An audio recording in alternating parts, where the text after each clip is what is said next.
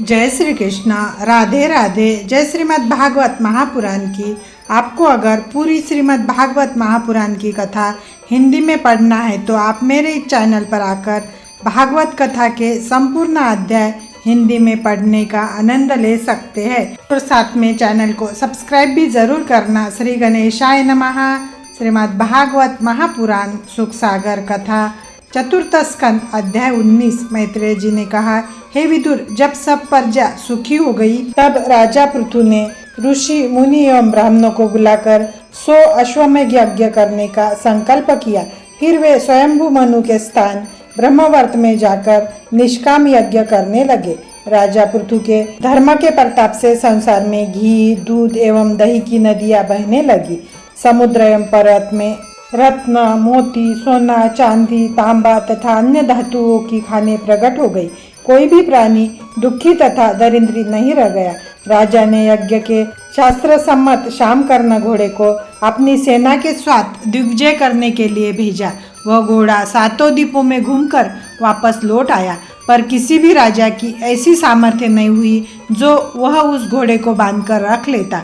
संसार के सभी राजा महाराजा पृथु की अधीनता स्वीकार कर उन्हें कर देने लगे। इस प्रकार राजा पृथु के 99 यज्ञ सानंद संपन्न हो गए।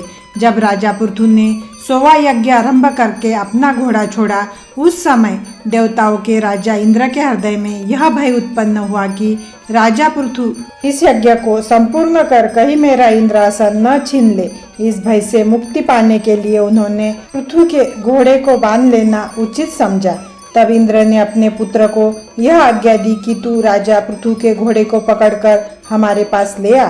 पिता की आज्ञा पाकर इंद्र का पुत्र उस घोड़े को पकड़ने के लिए गया, परंतु उसके साथ बड़े बड़े योद्धा रक्षकों को देखकर भयभीत हो घोड़े को बिना पकड़े ही इंद्र के पास लौट आया तथा इस प्रकार कहने लगा कि हे पिता, उस घोड़े को पकड़ने की सामर्थ्य मुझ में नहीं है।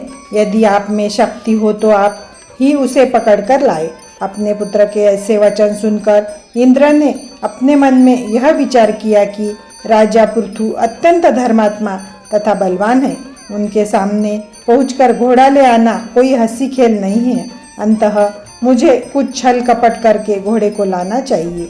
यह विचार कर देवराज इंद्र योगी का स्वरूप धारण कर घोड़े के पास जा पहुँचे। राजा पृथु के सेवकों ने उसे योगी समझकर घोड़े के समीप जाने से नहीं रोका। तत्पश्चात वे घोड़े की लगाम पकड़कर उसे आकाश मार्ग द्वारा अपने लोक को ले जाने लगे। सैनिकों ने जब यह हाल देखा तो राजा के पास पहुंचकर इस प्रकार प्रार्थना की कि हे महाराज, एक मनुष्य योगी का स्वरूप धारण कर यज्ञ के घोड़े को आकाश में उड़ाकर ले गया है। सेवकों द्वारा यह समाचार पाकर राजा पृथु ने ब्राह्मणों से कहा, हे महानुभावों, आप लोग अपनी ज्ञान दृष्टि से देखकर मुझे यह बतलाने की कृपा करें कि जो योगी हमारा घोड़ा चुरा कर ले गया है वास्तव में वह कौन है।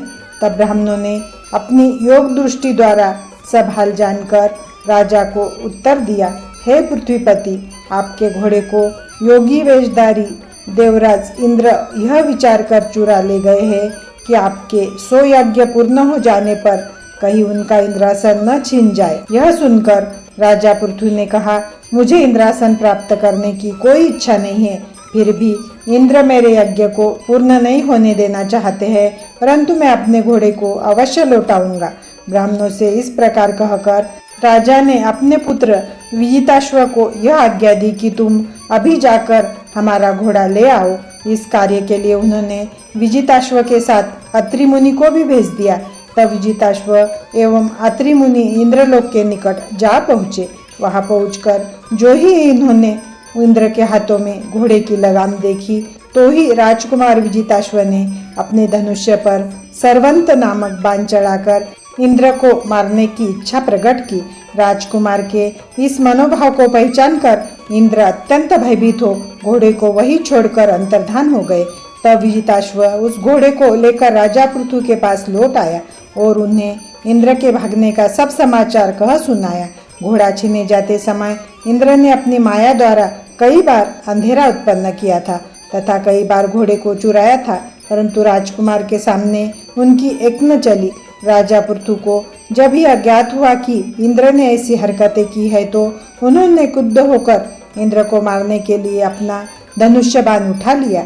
उस समय यज्ञ करने वाले ऋषि मुनियों ने उन्हें समझाते हुए इस प्रकार कहा, हे पृथ्वीपति, आपने 100 अश्वमेध यज्ञ करने का संकल्प किया है। अंततः जब तक वह संकल्प पूरा न हो जाए तब तक आपको किसी पर क्रोध नहीं करना चाहिए। क्रोध करने से संकल्प में विघ्न उपस्थित हो जाएगा।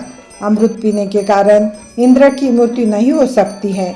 अंततः आप उसके ऊपर इस प्रकार क्रोध न करें।